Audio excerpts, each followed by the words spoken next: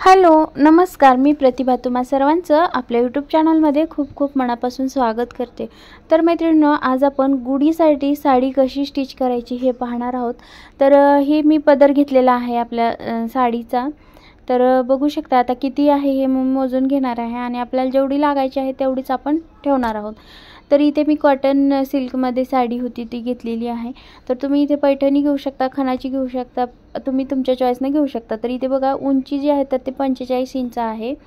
तर तुम्ही 35 घेऊ शकता, 40 घेऊ शकता, कोण कोण उंचीला मोठी करतं 52 वगैरे घेतं। तर आता इथं बघू शकता मी आता सगळे त्या साडीचे जे इथं आहे ते निर्या घालून घेते, म्हणजे वरच्या बाजूने, आणि जो मोठा पदर आहे तर म्हणजे काट आहे ते वरती यावा आणि छोटं काट आहे तर ते आतमध्ये जावं, अशा पद्धतीने मी इथे निर्या घालून घेतलेल्या आहेत।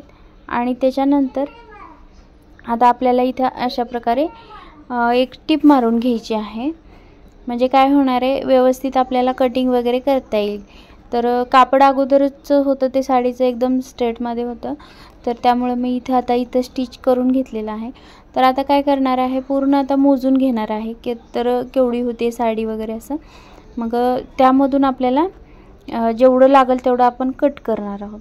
तर आता इथे बघू शकताय मी इथे निर्या वगैरे असं एकदम स्ट्रेट करून घेतलेली आहे आणि ही मोजून घेते।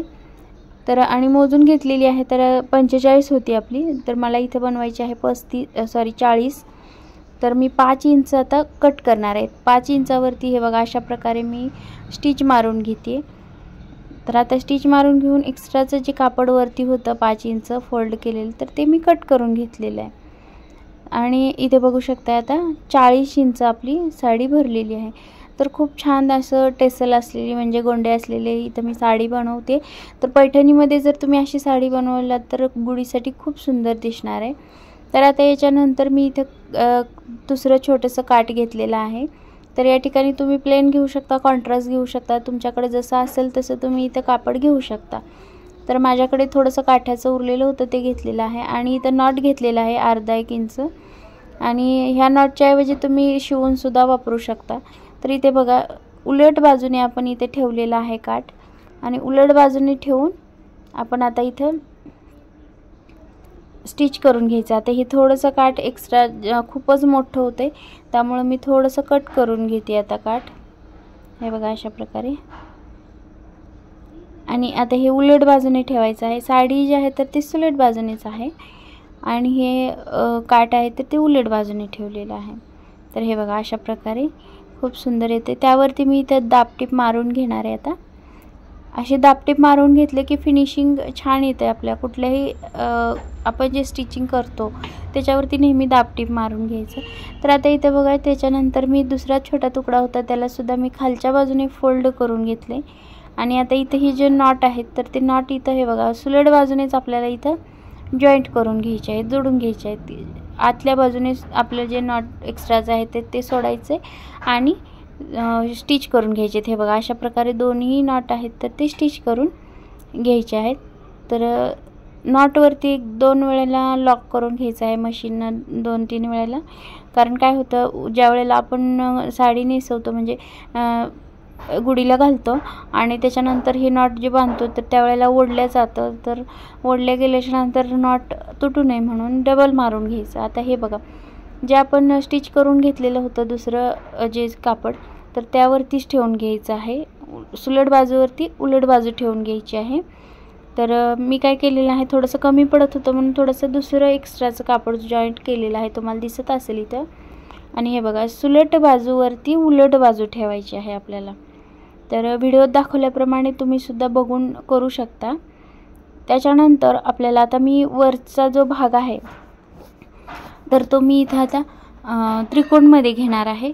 तुम्हाला हवा आहे तर तुम्ही इथे चौकोन सुद्धा घेऊ शकता, पण मी त्रिकोण का घेते कारण माझे थोडंसं ही डिझाईन जे आहे तर त्या डिझाईनप्रमाणे मी इथे त्रिकोण घेणार आहे। तर तुमचे डिझाईन नसेल तर तुम्ही चौकोन सुद्धा घेऊ शकता। तर चौकोनावरती काही नाही आहे, असंच फक्त आपल्याला चौकोनी अशी जसं कापड घेतलेलं आहे चौकोन तसंच आपल्याला टीप मारून घ्यायची आहे। फक्त इथं मी त्रिकोण घेतल्यामुळे मी अगोदर इथं आखून घेतलेलं आहे, मार्किंग करून घेतले चॉकने। आणि त्याच्यानंतर हे बघा अशा प्रकारे मारून घेते टिप. आणि सगळ्यात शेवटी जे आहे तर ते डबल लॉक करून घ्यायचं आहे मशीन. हे बघा अशा प्रकारे डबल फिरवून घ्यायची मशीन. आणि त्याच्यानंतर एक्स्ट्राचं कापड मी आता इथं त्रिकोणामध्येच कट करून घेते. तर खूप सुंदर अशी आपली साडी जी आहे तर ती स्टिच झालेली आहे. तर बघू शकताय मैत्रिणींनो, साडी एकदम छान झालेली आहे. आता पलटी करून घ्यायचं आहे. हे जे पॉकेट आहे आपलं तर ते इथं पलटी करून घ्यायचं आहे.